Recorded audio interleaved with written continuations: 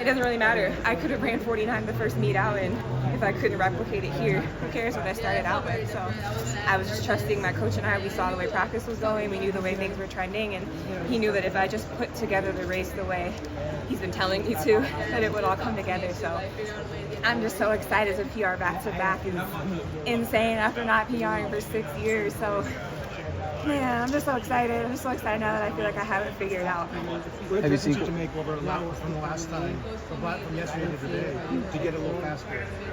Sorry, what was the question? Did you adjust anything to make it go faster today? No, not even. I knew the race would be fast. Everyone elevates in finals, and so it was just, I had to elevate too. So it was just replicating what I did yesterday and just doing it better. You moved super well over those last 100 meters. I think you went from like 4th to obviously 1st. Oh wow. How what do you remember those last 100 meters? I didn't even know what position I was in. I just knew my coach told me to have a better sweep and make it a little more smooth than I had yesterday. And so once I hit the 200, I was okay, sweep and come home. Like it's really do or die. This is people don't even get one Olympic team, and this is my second. So I'm trying to make the best in each moment count. So just giving everything I had the last 100. That's it. I don't want to look back at regret. And I got 4th place in 2021, and I certainly didn't want that this year. So really digging deep. Yeah, what do you remember about that 4th place in 2021? It was really close. Devastation. I remember a lot of tears. I remember just being so heartbroken. I rather had gotten 5th or 6th. I did not want to be 4th place to be so close, but certainly a learning lesson, and just knowing that 4th place coming into today, reminding myself that I don't want that feeling again. I want to go out here and get top 3 and make a team individually. You said you got... Is your head spinning now, or did you see this coming all along? It's one of those things you knew you were capable of, and you knew that you could do. My coach knew I could do it. I knew I could do it. Everyone in my corner knew I could, but now I know I can. And that's the most important piece, now that I know what I'm capable of. You said you got stuck in a porta-potty? Yeah, I did.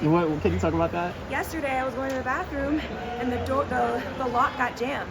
And I was stuck inside the porta-potty for 10 minutes, about an hour before the race, and I was in there panicking, and there was no way to get out. So I was just banging on the door, shouting, help me, until 10 minutes later, I finally got out. So, crazy things happen right before something great's about to occur. So maybe I needed that to get all the nerves and adrenaline out. You said there was a door for you? Yeah, a worker heard me screaming Bloody Mary, and they let me out. And how long were you there? I was in the porta potty for 10 minutes.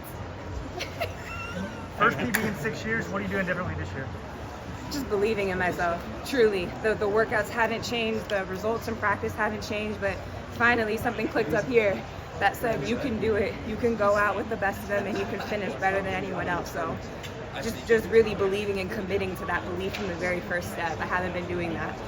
When you're talking about coach, you're talking about Coach Watts? Quincy Watts. Yeah.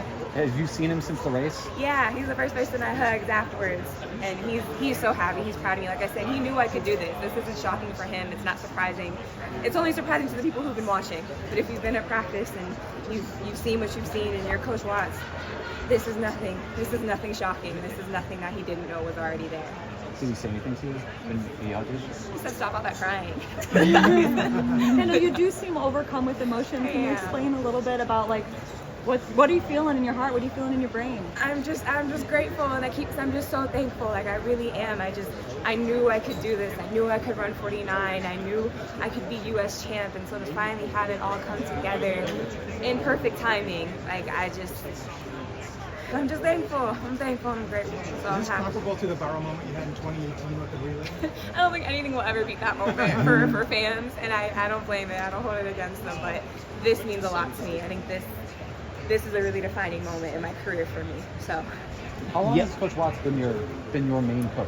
Since college, since 2014. So we've been together for 10 years.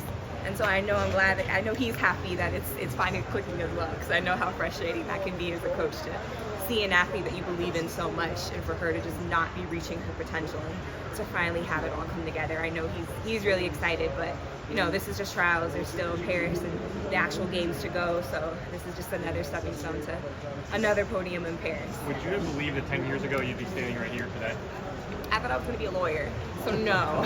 I thought I would be defending people. So no, this was never in the cards for me. This was never my game plan, but man makes plans and God laughs. So I'm glad I'm standing here today. You spoke yet? I think it'll be, I don't want to say my first Olympics, but my first true Olympics, because you know we had, my first was Tokyo, there were no fans, my parents weren't there, my friends weren't there, and it's a totally different experience.